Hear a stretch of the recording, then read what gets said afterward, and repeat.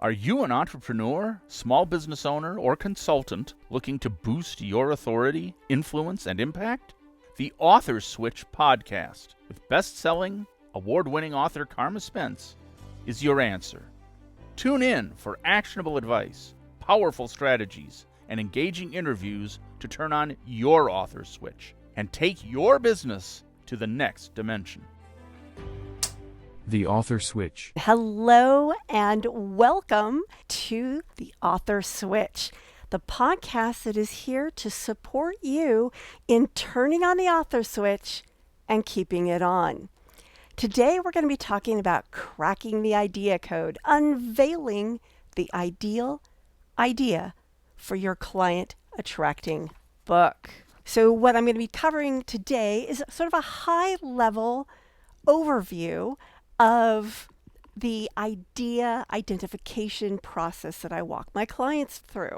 And the reason why it's important to go through this process is because if you end up writing a book that's based on the wrong idea, then you end up with a book that does nothing for you, nothing for your potential clients, and nothing for your business. It just sits there and collects digital dust, and you've wasted all this time and energy, and you may even just throw in the towel because this one book didn't work. And I know this from experience because I've written the wrong book multiple times before I came up with this process. And I mean, some of those books I probably still would have done, but I would have had a different mindset around writing them. I would have not got into it thinking this book's going to build my business, only to find out this book did not build my business because it wasn't aligned properly. And the process I'm going to be walking you through in today's episode will help you come up with an idea that is aligned with you, your business, and your ideal readers. So the first step, and actually this is sort of the pre-step. The pre-step is to really understand your brand, to understand what your values are and how those values intersect with your potential clients, and to understand your brand promise so that the book can deliver on that brand promise. And finally, to understand your target market and what they are looking for.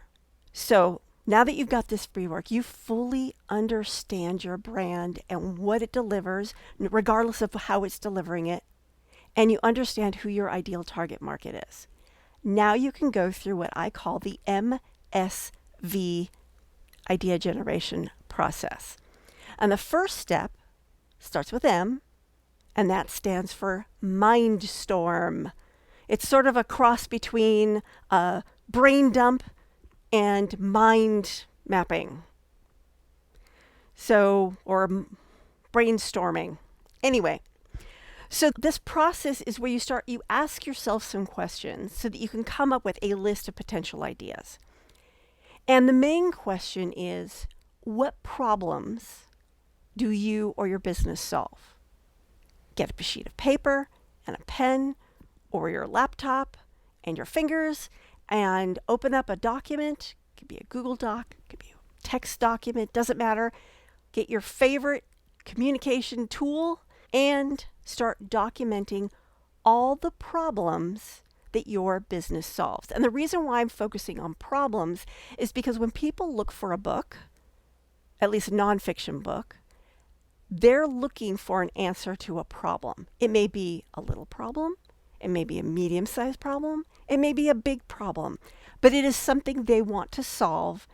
And if they can't find the answer that they want on blog posts, or they think that they want to dive a little more deeper into the potential solution, they will go to Amazon and look for a book. So you want to understand what problems you solve, because these are going to be your best potential field of ideas for a good book that will attract ideal clients.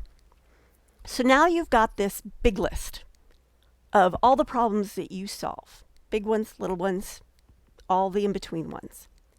Now you're going to go into step 2, which is sifting. You're going to sift through those ideas using specific filters. And one of the main filters that you're going to use is what I call a customer transformation journey map. Basically, your business or you take your customers from an A state and you move them through various milestones into a Z state.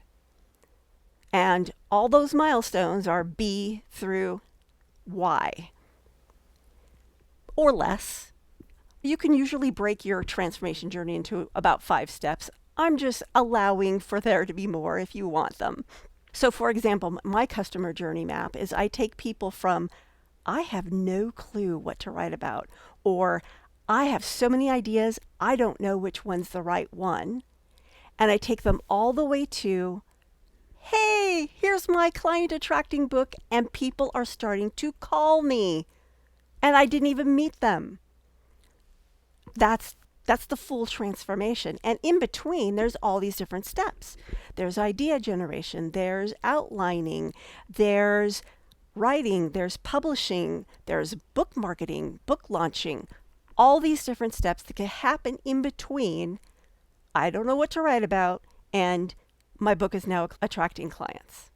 So that's my customer journey map, and that kind of gives you an example of what you can think about for your customer transformation journey map.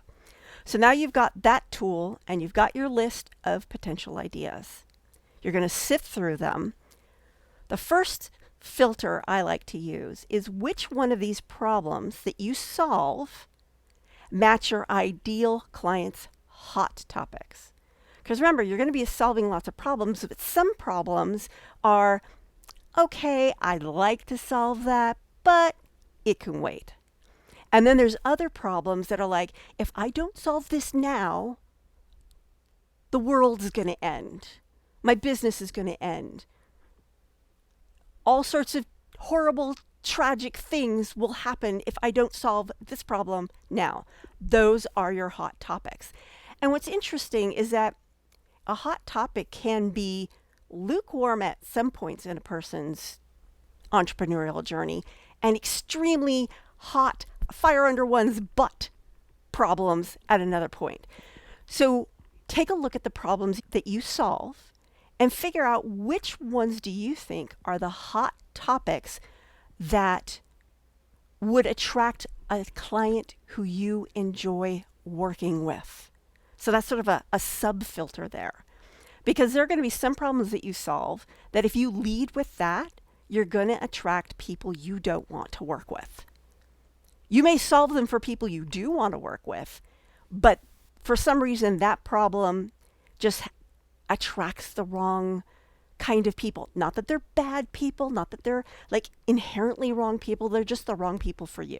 You know who you like to work with. Choose hot topics, hot buttons for those people. The next filter, so now you've narrowed down that list a little bit. The next filter you're going to run these leftover ideas with are which one of these problems do you love to solve? Because this client attracting book is going to attract, hopefully, if everything's done well, a lot of people.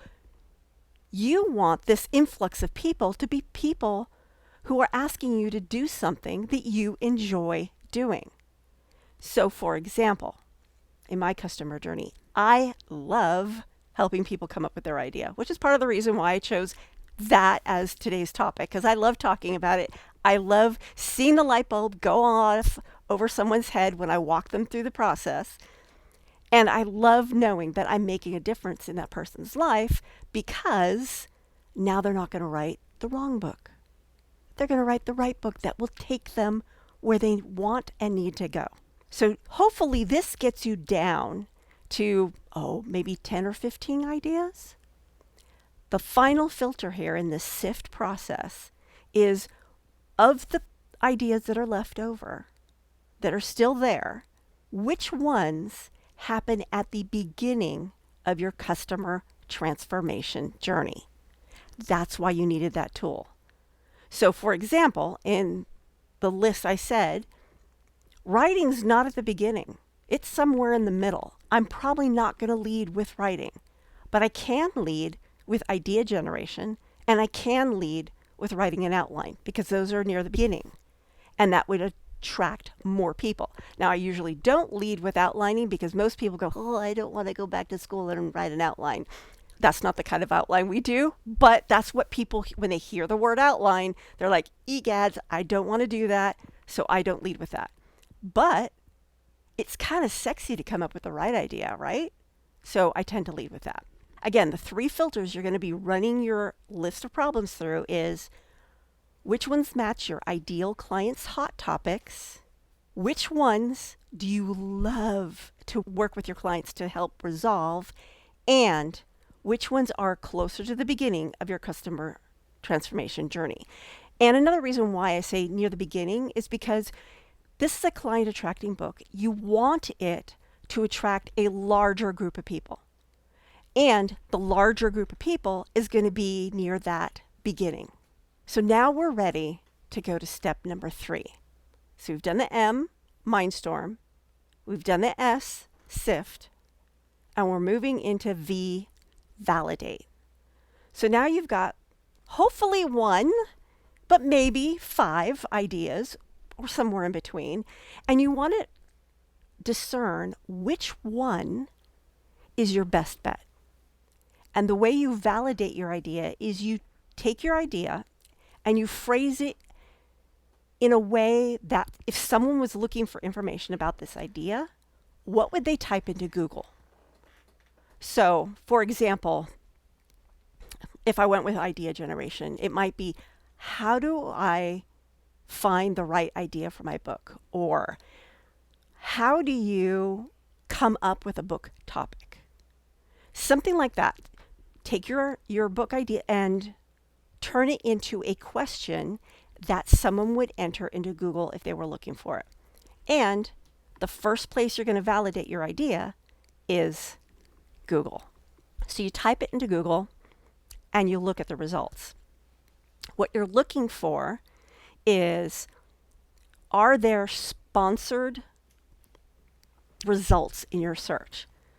That's an indication that there are people out there paying money to solve this problem. The second thing you're looking for is the section where it says people also ask. If that section shows up, that means people are asking questions around this topic. And then you want to go down and look related searches. Are the related searches actually related? The reason why I say that is because sometimes you'll put in a search and you'll look at the related searches and you're like, that's not what I was looking for at all. It's not, it's related in that it might share a word, but it's not getting at what you're really trying to do.